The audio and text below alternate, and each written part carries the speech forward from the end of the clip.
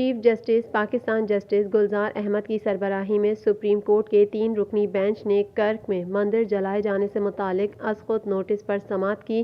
آئی جی، chief secretary اور advocate general Khyber Pakhtunkhwa عدالت کے روبرو پیش ہوئے۔ چیئرمین اقلیتی کمیشن شعیب صڈل نے عدالت کے سامنے کہا کہ خیبر پختونخوا متروکہ وقف املاک نے مندر کی جگہ کا تحفظ نہیں کیا۔ واقعے سے پورے ملک کی بدنامی ہوئی۔ سمادھی کے ارد گرد کا علاقہ متروکہ وقف املاک کو اپنی تحویل میں لینا چاہیے۔ جسٹس اعجاز الحسن نے آئی جی خیبر پختونخوا سے استفسار کیا کہ حملہ آور ہر چیز کو تباہ کرتے رہے، سمادھی کو آگ لگا دی گئی، پولیس چوکی قریب ہونے کے باوجود واقعہ کیسے ہو گیا؟